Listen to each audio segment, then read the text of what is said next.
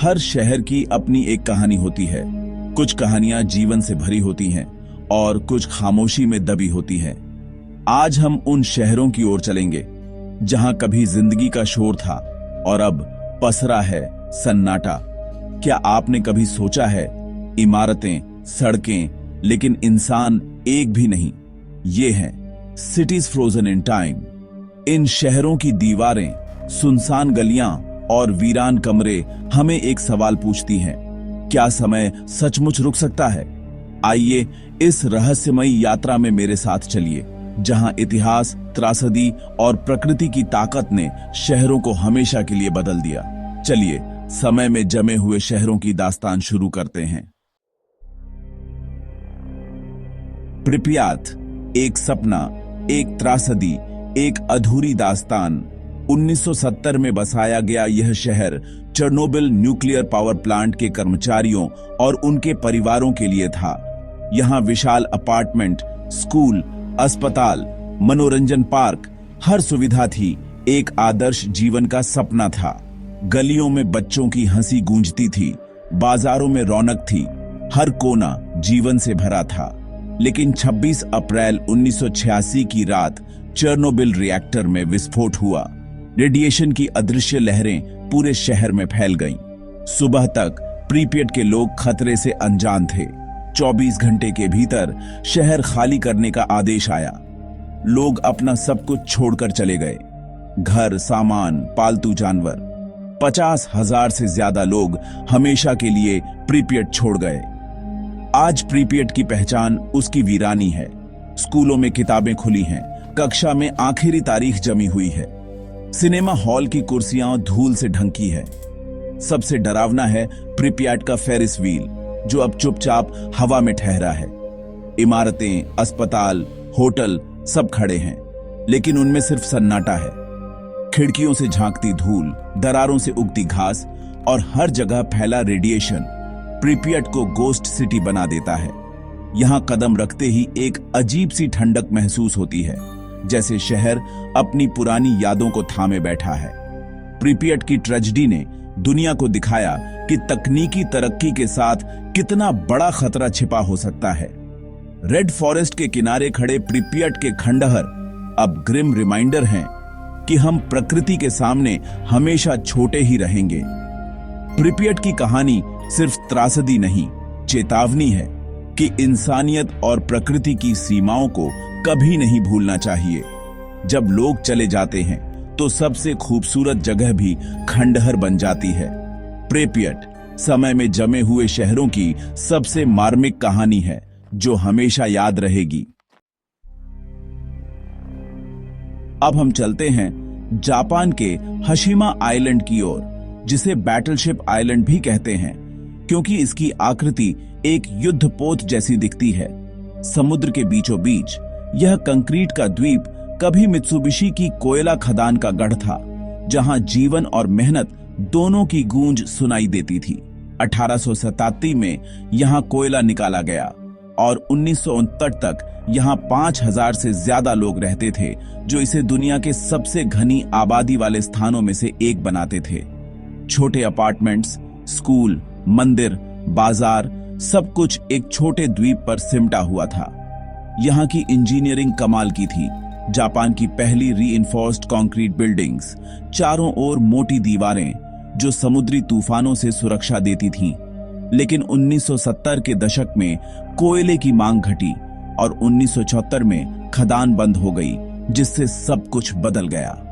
पूरा द्वीप अचानक खाली हो गया, जैसे समय ने यहां रुककर सब कुछ छीन लिया हो। अब हशिमा में सिर्फ कंक्रीट की इमारतें और समुद्र की आवाज बची है, जो बीते कल की कहानी सुनाती हैं।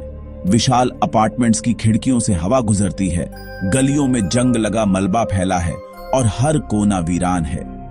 कभी जिन गलियों में बच्चों की किलकारियां थीं, वहां अब टूटे खिलौने और जंग लगी साइकिलें हैं, जो यादों की तरह बिखरी हैं। हशिमा की वीरानी जापान के इंडस्ट्रियल राइज एंड फॉल का प्रतीक बन गई है, एक चेतावनी की तरह। कभी देश की सबसे घनी आबादी आज सिर्फ एक धुंधली याद बनकर रह गई है। अब यहाँ सीमित यात्राएं होती हैं ताकि लोग देख सकें कैसे समय और अर्थव्यवस्था मिलकर किसी भी शहर को बदल सकते हैं और इतिहास को छू सकते हैं। हशीमा आइलैंड की कहानी बताती है तरक्की और पतन दोनों एक ही सिक्के के दो पहलू हैं जो साथ साथ चलते हैं। यहाँ की खामोश गलियां, टूटे मकान और पसरा सन्नाटा पूछता है, क्या तरक्की हमेशा के लिए होती है या सब कुछ बदल जाता है, या फिर हर छोटी के बाद एक गहरी खाई भी होती है जो हमें सोचने पर मजबूर करती है। अब चलते हैं नामीबिया के कोलमांस्कॉप की तरफ, एक शहर जिसने कभी हीरे की चमक से इतिहास रचा था। 1908 में यहां की बालू में हीरे मिले और कोलमांस्कॉप हीरे की दौड़ का केंद्र बन गया। यूरोपीय शैली की शानदार इमारतें, विला, बॉलरूम, अस्पताल, थिएटर, सब कुछ था। जर्मन लोग अपनी संस्कृति और रईसी के साथ यहां आए थे। रेगिस्तान के बीच एक मिनी यूरोप बस गया था, लेकिन जैसे हीरे कम हुए, कोलमांस्कॉप की रौनक भी फीकी पड़ने लगी। 1956 में शहर पूरी तरह वीरान हो गया। अब यहां इंसान नहीं, रेत का राज है। हवाएं हर दिन घरों और कमरों में बालू भरती रहती हैं। दरवाजे आधे खुले, खिड़कियां जर्जर, फर्श पर रेत की मोटी परत, जैसे प्रकृति ने शहर को निगल लिया हो। बॉलरूम, जहां कभी संगीत गूंजता था, अब वहां सिर्फ रेत लहराती है। अस्पताल में अब न डॉक्टर न मरीज, बस रेतीली चादरें। कोलमांस्कॉप का सन्नाटा अनोखा है।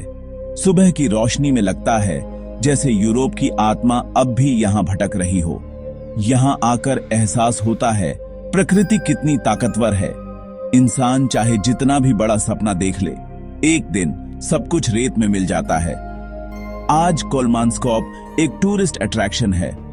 लोग यहां आते हैं, तस्वीरें खींचते हैं और सोचते हैं कैसे एक चमकता शहर रेगिस्तान के हवाले हो गया। कोलमांस्कॉप की कहानी इंसानी लालच, सपनों और प्रकृति की ताकत की कहानी है। यही है कोलमांस्कॉप, एक शहर जो रेत में दबा है, लेकिन उसकी यादें अब भी हवा में तैरती हैं और हमें सोचने पर मजबूर कर देती हैं। अब बारी है एक नए लेकिन उतना ही रहस्यमयी शहर की, ओर्दोस कंगबाशी, चीन। यह शहर न त्रासदी से वीरान हुआ, न अर्थव्यवस्था के पतन से, बल्कि यह एक सपना था, भविष्य का सपना जो अधूरा रह गया। 2000 के दशक में चीन ने इसे बसाया। चौड़ी सड़कें, गगनचुंबी इमारतें, शानदार पार्क, आधुनिक स्कूल, सब कुछ था, लेकिन लोग नहीं आए। हजारों अपार्टमेंट्स खाली, स्कूलों में सन्नाटा, पार्कों में झूले हवा में डोलते हैं, गलियों में कोई इंसान नहीं। ट्रैफिक लाइटें बदलती हैं, लेकिन गाड़ियां नहीं। मॉल्स में लाइट्स जलती हैं, लेकिन दुकानों के शटर बंद हैं। ओर्दोस कंगबाशी की वीरानी बताती है सिर्फ इमारतें बना देने से शहर नहीं बसते। यहाँ की सबसे बड़ी विडंबना है, सब कुछ तैयार है लेकिन काम में कुछ भी नहीं। ओर्दोस कंगबाशी उम्मीद का शहर था, लेकिन अब यह चेतावनी बन गया है। असली शहर इंसानों से बनते हैं, पत्थरों से नहीं। आज भी कभी कभार यहाँ इक्का दुक्का लोग आ जाते हैं, पर्यटक, फोटोग्राफर या कोई खोया यात्री, लेकिन शहर का दिल अब भी खाली है। हर गली, हर इमारत, हर पार्क, सब एक नई शुरुआत का इंतजार कर रहे हैं। ओर्दोस कंगबाशी प्लानिंग और रियलिटी के फर्क की जिंदा मिसाल है। एक शहर जो अपने सपनों में ही खो गया।